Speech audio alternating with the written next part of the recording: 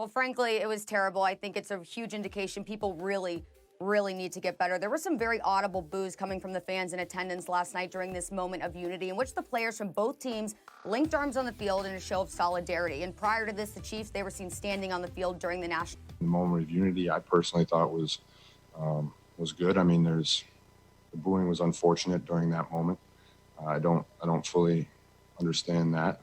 There was no flag involved. There was nothing involved with that besides two teams coming together to show unity. That was for the leadership of this team. We wanted to kind of separate the anthems.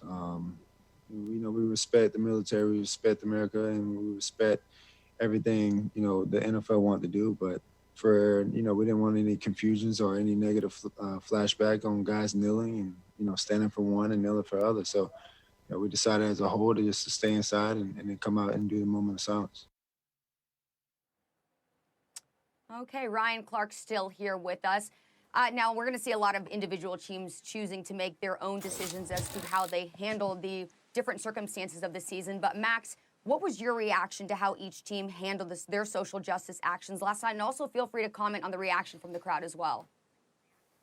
Well, I mean, to me, that's really what it's about, the reaction from the crowd, which was very, as people said, disappointing and even maybe disgusting, I think is a better word. I think, first of all, like the most innocent explanation of that reaction, and there's some truth to it, it may be multi-layered, is that people are like, come on, we don't want to see, we just want things to be sports the way we like them and the way we know them and everything back to normal, right? And maybe that's a reaction to that. Part of it is some bad people, who don't like this idea of social justice because they subscribe to white supremacy. I mean, that's alive in this country. And part of it is just people in low-quality information news silos where they've been propagandized against just people even standing up and locking arms and what that means. But you understand that when people say even the most innocent explanation, I just want to get back to normal, what that really means. As I've been saying, in light of this pandemic, people have a real impulse to want to get things back to the way they know them.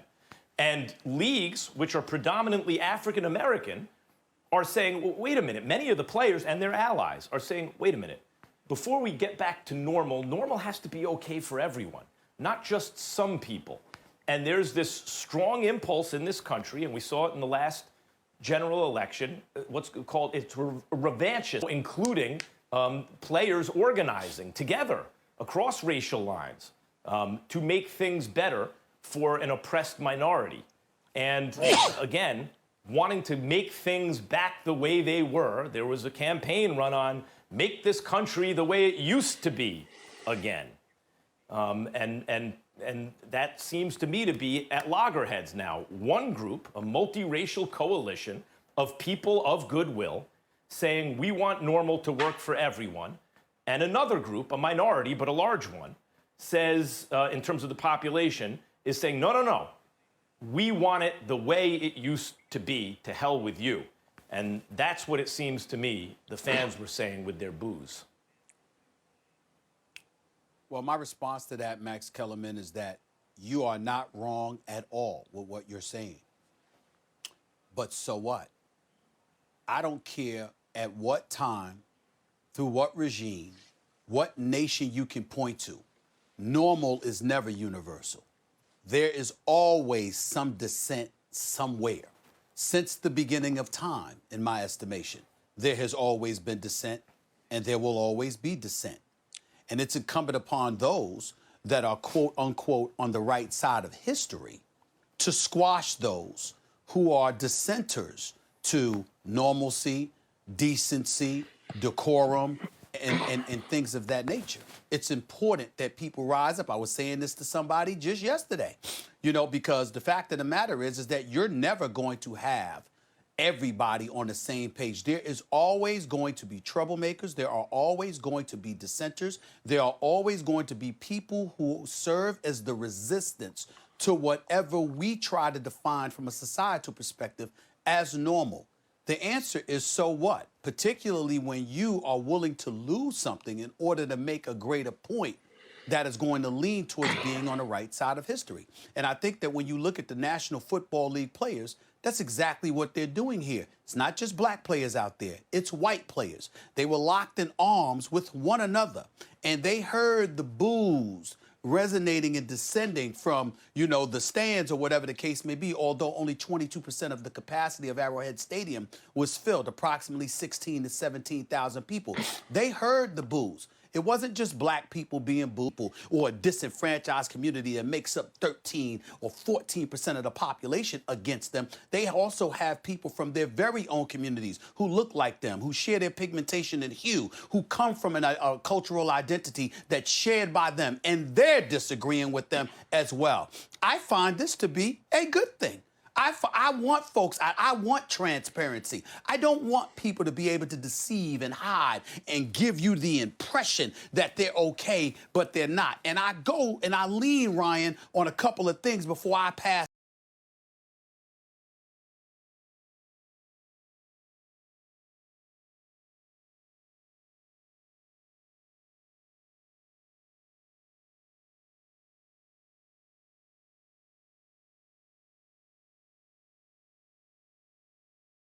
Being in corporate America, there are deceptive ways to go about really leading people to believe that you are differently than what you know you are. So the more transparent you are about who you are, the better I feel, because now I'm able to see who you are. I'm able to highlight who you are, what your intent is, and it's easier to deal with than to say we don't know and give people plausible deniability to have at their disposal. I like the fact that stuff is coming out in the open, that people can't resist the temptation to express themselves and reveal what they are, because I think it's easier to conquer when that's the case. That's just my personal opinion. Hey, Ryan, real quick. The floor is yours. Real quick.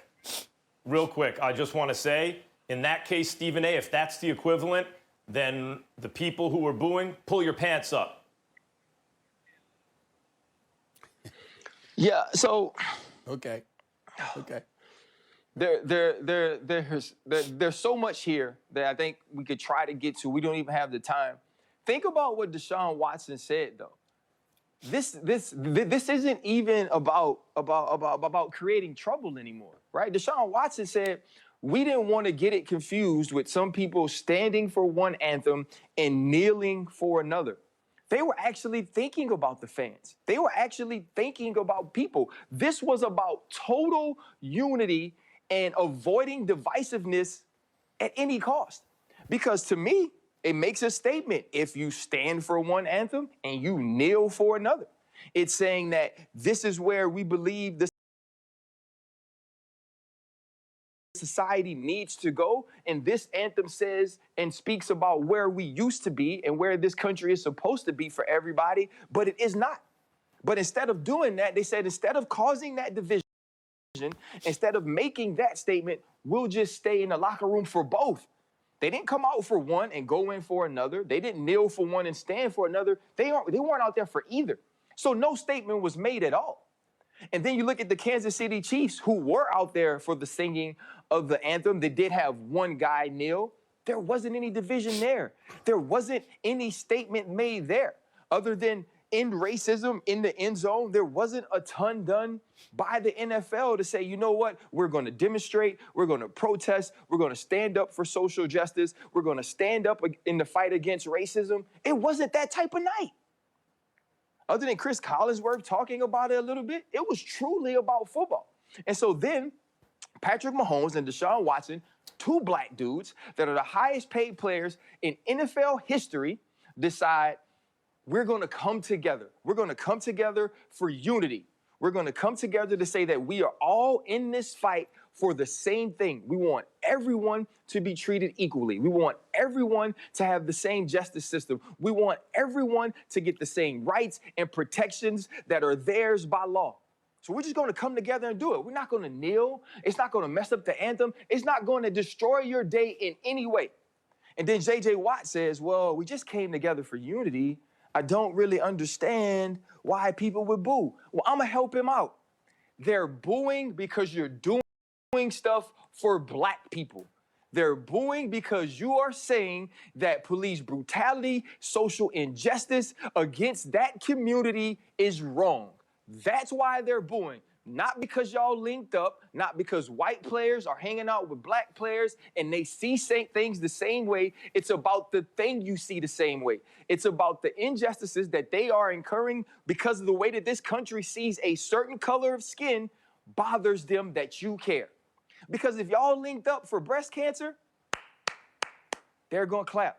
If you link up for autism, they're going to clap. If you link up to pay homage or to say and honor veterans, they gonna clap. I know they're gonna clap because I've been there and I've linked up for those things. But you linked up to say that black people need to be treated differently.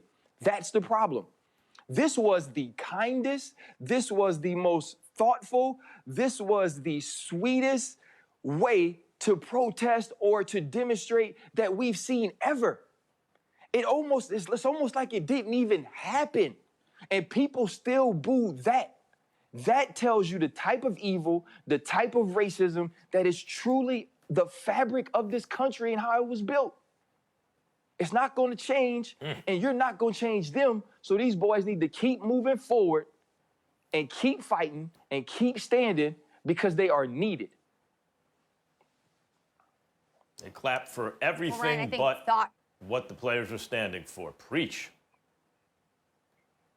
Yeah, I mean, thoughtful is really the key word there. I think that them unifying and them coming together in that moment of unity was really the best thing they could have done. And I think that the people who booed should be absolutely ashamed of themselves. And of course, you know, there are going to be different actions taken by different teams throughout the course of the season. The Dolphins have, though, become the first team to collectively issue a statement at how they are going to protest during both of the anthems played prior to the game. They have said they're going to remain indoors for the entire 2020 season. They're really citing discontentment over what they're calling really just fluff and empty gestures that have been made so far by the NFL. But we do have to leave the discussion there. And Ryan, I thank you so much for your time. And thanks for joining us. Have an amazing weekend. All right, guys, we are going to be talking some NBA coming up here on First Take. Last night, we saw the Lake Show handling their business, taking a commanding 3-1 series lead over the Rockets. So is it over for Houston? Kendrick Perkins joining us next for that debate right here on First Take. I want a gang, you know, if you wildin', pulling me forward, so talking Italian, coloring goals, I'm tripping, I'm drowning. We in the hillies, now we in the mountains.